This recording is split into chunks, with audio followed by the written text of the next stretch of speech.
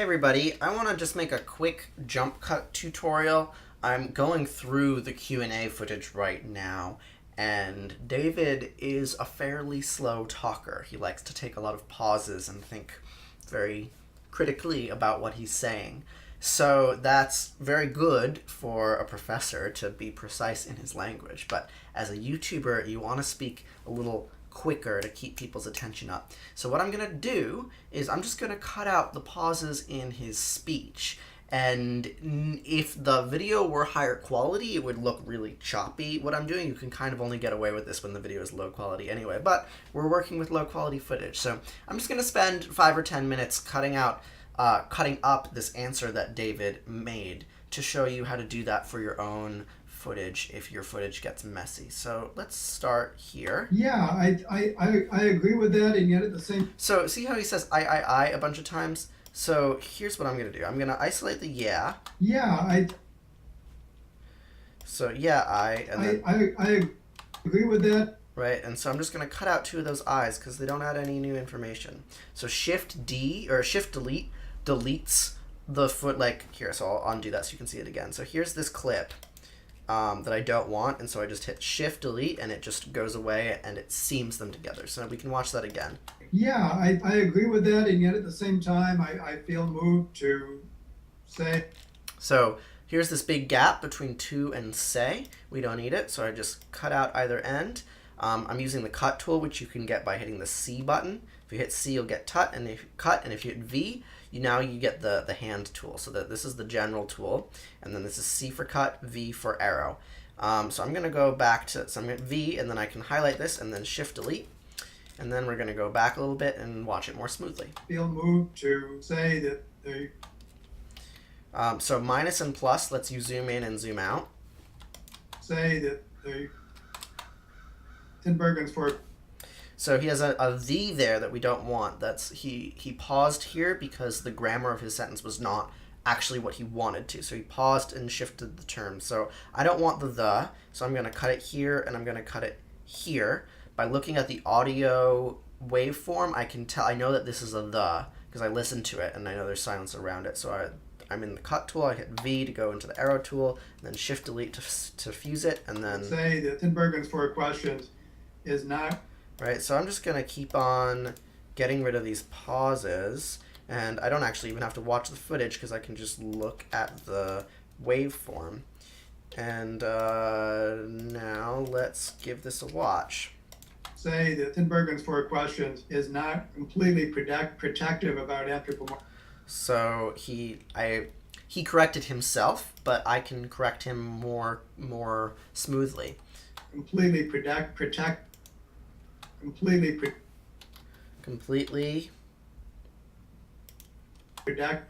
about anthropomorphism. So this, you can tell where the words end and begin. So here's one word, here's the stumbled word, here's the fixed word, right? So you can see those waveforms are somewhat similar. So I'm just going to get rid of these 2. Completely protective about anthropomorphism or various forms of cultural. So again, I'm just getting rid of this pause. We don't need it. Videos are better when they don't have ums. I'm leaving in a bunch of ums in my speech because I know you're going to watch this. But if I want someone else to watch it, I want to make it a little tighter. About anthropomorphism or various forms of cultural bias. And that. So just get rid of the pauses. Bias. And that it could never be. So doesn't add any information. So I'm just gonna cut it to when his actual sentence starts, which is it could never be. So that's right here. So cut that out. Or various forms of cultural bias could never be. You should. Ooh, so that I don't like that. There's this jump to David, and not. So I'm gonna cut it to there. Let's see how that works. Could never be. You should have. So that's pretty good. So I lost the it, but that's actually okay. Cultural bias could never be. You should never expect any theory to be completely protective because the fact is it's just very hard to go beyond one's own world. So he stumbles on worldview, so I'm just going to cut that out. One's own worldview. And to give some examples of that, and to give some So I want the absolutely, so we're just going to go worldview, here. and to give some examples of that, and so I mean, there's many, and to give some examples of that, and so I mean, there's many examples of. So he says the thing twice. I'm going to cut out this. To give some examples of that, and so I mean, there's many. Because I don't. So all of this, this is like a 4-second clip. We can just get rid of it. It doesn't add any new information. It's very hard to go beyond one's own worldview. Many examples of. So that was a little bit too much. I wanted to get the theirs, so I'm just gonna pull this back and then pull this out, and so there's the theirs. I accidentally cut it off. So there's many examples. I don't want the so many examples of evolutionary biologists that are utilizing evolutionary biologists here that are evolutionary biologists that are utilizing Tinbergen's 4 questions, but they're still stuck in their particular cultural worldview, or cut out these 2 pauses. They're still stuck in their particular cultural worldview, or even more so,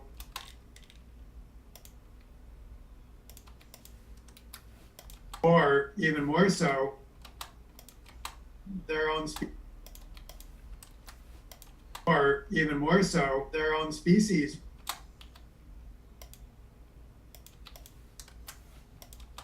worldview. There's a long history of trying to establish human uniqueness. We're unique this way or that.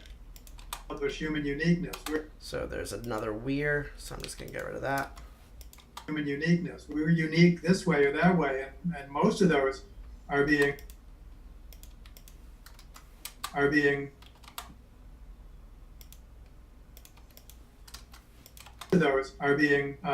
disproven. You know. Cut out the Are being disproven. You know, we're not the only tool users. Think like users. Think like users. Think like things like that. We're not things like that. We're not.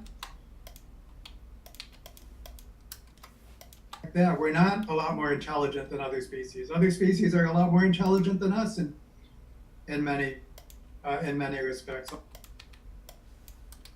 Cut out the So I think you get the idea. I'm gonna wait for him to finish, and then I'll play back the whole thing. Intelligent than us in many respects. Although it does appear, and this is again another lecture, that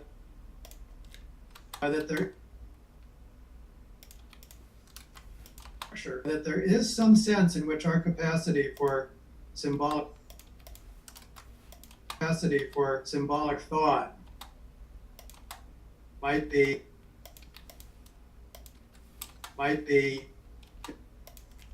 very distinct. Might be very distinctive, if not unique. We'll see if that one holds up. But Darwin and everyone else back in the 19th century, everyone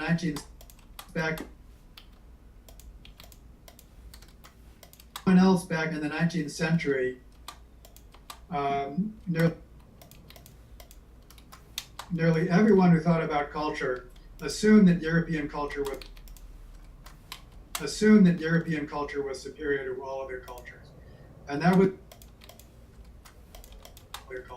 was true for evolutionists in addition to everyone else. It took a long time to begin to see cultural diversity in a different way, and in a way which is, in retrospect, much more compatible much more compatible with evolutionary theory. Why are there diverse cultures? Well, it's because they're adapted to different environments. Cultural diversity has the same set of explanations as biological diversity. And with Tinbergen's four questions, biological diversity, and with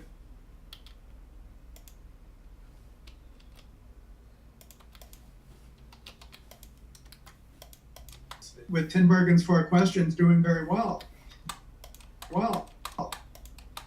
But decades and decades were required for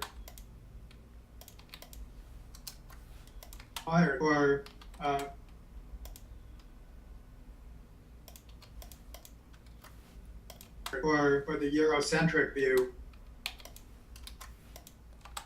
Eurocentric view to be based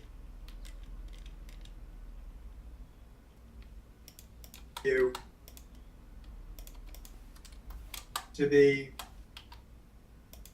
basically to be abandoned. So let's see how that looks. To be abandoned, basically.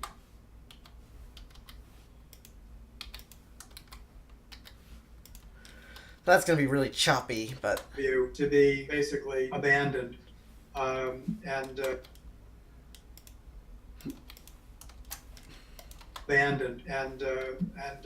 that was not an easy process. Cut out all the ands.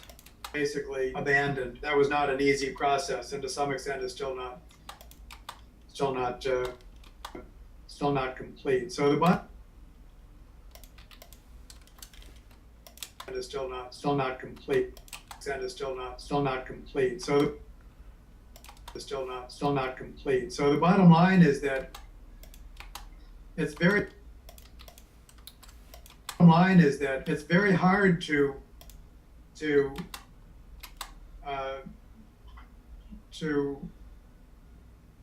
go beyond one's current. It's very hard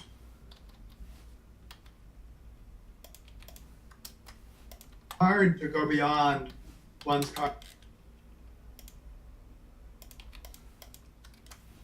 And one's current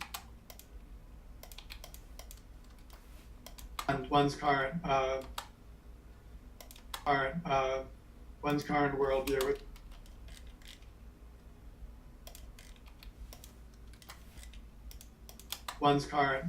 worldview. And one's current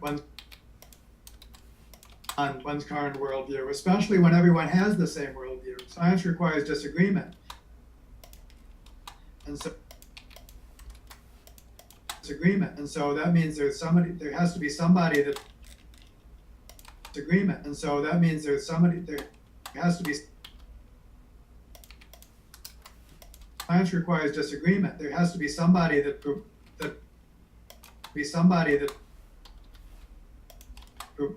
proposes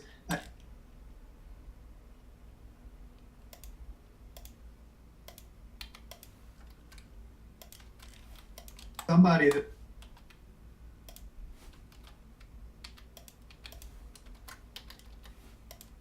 agreement. There has to be somebody that proposes a heterodox view.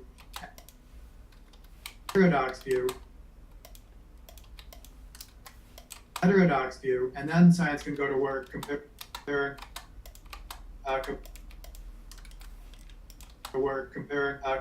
them.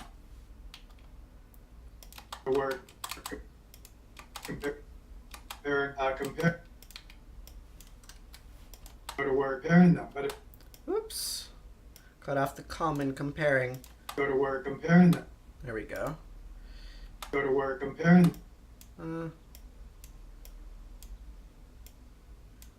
So sometimes with T's and K's, there's a little blip at the end that is required to make the T end. So let's see this. Comparing. Yeah, that's better. go to work comparing them. But if everyone has the same view, then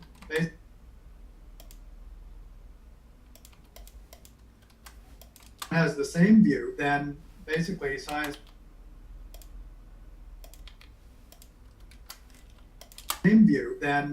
science doesn't have the variation to act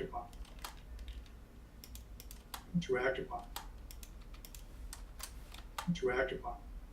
First, Okay, so that's the end of David's little talk. So when I started, we were at 13:30. So I've cut out like a minute and a half of pauses. Isn't that crazy? He spoke for like 3 minutes and half of it was pauses. So let's go back and watch his whole thing and see what it's like.